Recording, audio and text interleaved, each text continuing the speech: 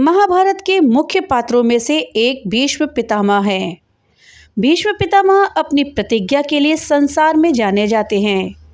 एक ऐसी ही प्रतिज्ञा के कारण भीष्म पितामह और भगवान परशुराम के बीच भीषण युद्ध भी हुआ था। ये युद्ध कई दिनों तक चला, जिसके बाद भी दोनों में से कोई भी हार मानने को तैयार ही नहीं था। ये भीषण युद्ध एक स्त्री के कारण हुआ था। दोस्तों, आज इस वीडियो में हम इसी विषय में जानेंगे कि आखिर कौन थी वो स्त्री जिसके लिए हुआ था भीष्म पितामह और भगवान परशुराम के बीच युद्ध।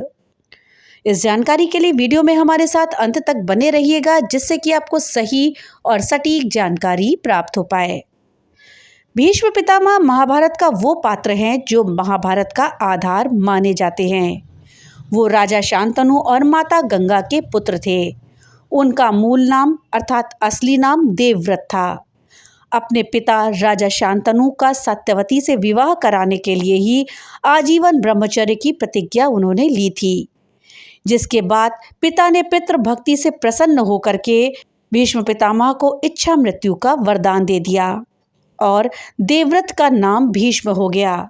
लेकिन आजीवन ब्रह्मचर्य का पालन करने वाले भीष्म पितामह का किसी स्त्री के कारण एक युद्ध कैसे हो सकता है? आखिर कौन थी वो स्त्री जिसने भीष्म पितामह और भगवान परशुराम जैसे पराक्रमियों का युद्ध करवा दिया? भीष्म पितामह और भगवान परशुराम के बीच एक भीषण युद्ध हुआ था, जो कि कई दिनों तक चला। युद्ध जगत के ऐसे दो पराक्रमी योद्धाओं के बीच ये युद्ध था जिसको हराना संभव ही नहीं माना जाता था। महाभारत के अनुसार इस युद्ध का कारण एक स्त्री थी, जिसके चलते भीष्म ने अपने ही गुरु से युद्ध कर लिया, और उस स्त्री का नाम था अंबा। ये काशीराज की पुत्री थी। अंबा की दो बहनें अंबिका और अंबालिका के साथ अंबा को भी भीष्म पितामह ने स्वयंवर में जीता था।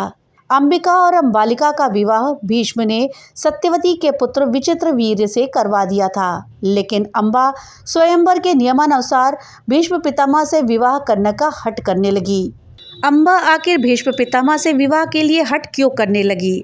इसके पीछे भी एक कथा है, जिसके अनुसार भीष्म ने अंबा, अंबिका, अंबालिका जब तीनों का हरण किया था और हस्तिनापुर लेकर आए थे, तो अंबिका और अंबालिका का विवाह तो यहाँ पे करवा दिया गया, लेकिन अंबा ने हस्तिनापुर में विवाह करने से इनकार कर दिया, क्योंकि वो शाल्व राज्य के राजा शाल्व से प्रेम करती थी।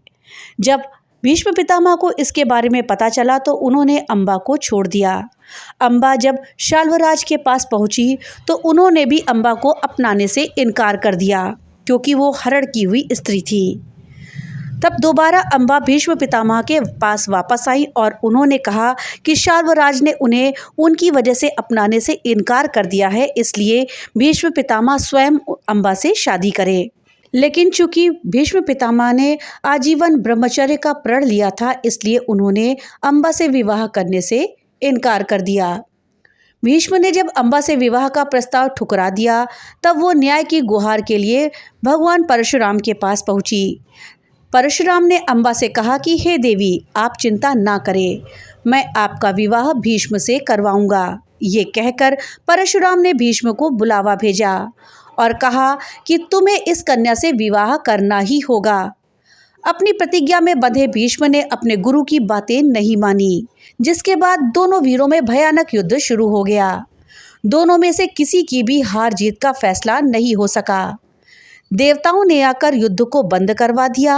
उसके बाद निराश होकर अंबा ने वन में तपस्या करी और भगवान शिव को प्रसन्न करके भीष्म की मृत्यु का कारण बनने का वरदान प्राप्त किया।